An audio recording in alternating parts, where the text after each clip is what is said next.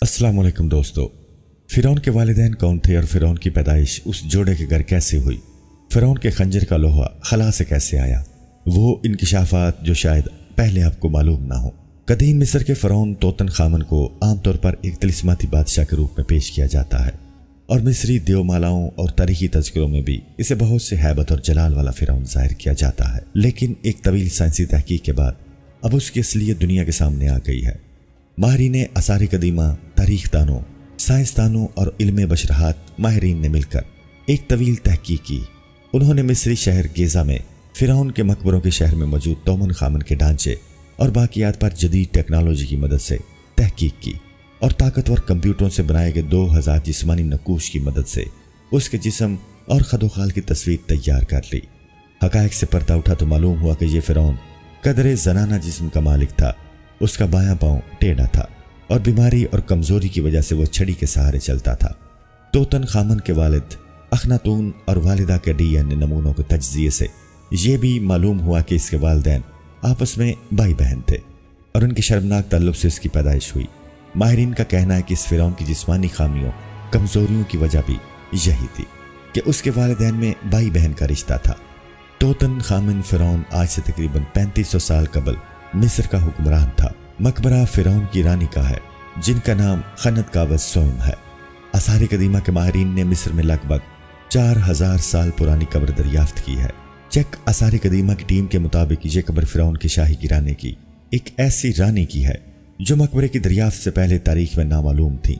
मिस्र के हुक्काम का कहना है कि यह मकबरा मिस्र के दारुल हुकूमत काहिरा के जनूब मगरिब में 32 किलोमीटर की दूरी पर वाक़या कदीम रियासत अबूसर के सबसे बड़े कब्रिस्तान में दरियाफ्त हुआ है जो फ़राइन की 5वीं नस्ल के घरानों के साथ मंसूब है।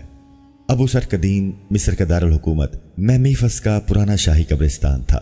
यहाँ फिरौन नफरफरी का अहराम है जिसने 4500 कबल मसीह मिस्र में हुकूमत की थी। ये दरियाफ्त शुदा कब्र फिरौन नफरफरी के मकबरे के अहाते में मिली है जिसके बारे में कहा जा रहा है कि यह फिरौन नफरफरी की बीवी का मकबरा हो सकता है जिसे रैनफरफ भी कहा जाता था। एजेंसी फ्रांस पेरिस के मुताबिक मिस्र के वजीर आसार कदीमा ममदूह अल तुमती ने अपने बयान में कहा यह मकबरा फिरौन की रानी का है जिनका नाम खतकावस सोइम है। रानी का नाम और ओहदा कब्र की अंदरूनी दीवार पर कुंदा दिखाई से भी मालूम हुआ है। उन्होंने कहा कि गुज़िश्ता 2 रानियां भी इसी नाम की दरियाफ्त की जा चुकी हैं, इसलिए इस रानी को खतकावस सोइम के नाम से जाहिर किया गया है। ख्याल जाहिर किया गया है कि रानी का नाम मकबरा तमीर करने वाले हुनरमंदों ने दीवार पर कुंदा किया था। अलदमती का कहना था कि यह पहला मौका है जब हमने इस रानी का नाम दरियाफ्त किया है जो अपने मकबरे की दरियाफ्त से पहले तक नामालूम थी। अलदमती ने मजीद कहा कि इस मकबरे की दरियाफ्त से हमें 5वीं नस्ल के शाही घरानों के कुछ पोशीदा पहलुओं से आगाही हासिल हुई है जिसने फ़राइन की 4थी नस्ल के साथ मिलकर पहले इसरा में मिस्र की तमीर का मुशाहिदा किया था। मिस्री नवादरात की वजारत के एक ओहदेदार का कहना है कि यह कब्र मोरखा 2345 ता 2994 कबल मसीह में फिरौन के 5वें नस्ल के गिरानों के दरमियान की मालूम होती है। उनका कहना था कि मकबरे की तलाश गुज़िश्ता चंद सालों की दरियाफ्त में से अहम है जो एक बार फिर तस्दीक करती है कि अबूसर का कब्रिस्तान कदीम मिस्री तारीख के अहम अदवार को असर नौ जानने के हवाले से बड़ी तादाद में मुनफरिद ज़राए फराहम करता है। मिस्र में आसार कदीमा की चेक माहिरीन मीर सलाह बार्टा की क़यादत में 1976 से अबूसर में काम कर रही है। माहिरीन को मकबरे की दरियाफ्त के साथ 30 बर्तन मिले हैं जिसमें से 24 चूने के पत्थर और 6 तांबे के बर्तन हैं। फिरौन के मकबरे से कुछ ऐसी अशिया दरियाफ्त हुई हैं कि जिनके इसरा दुनिया के लिए आज भी हैरत का बायस बने हुए हैं। तोतन खामन फिरौन के मकबरे से दरियाफ्त होने वाला एक खंजर भी ऐसा ही अजूबा है कि जिसका राज तवील तहकीकात के बाद अब खुला है तो दुनिया दंग रह गई है।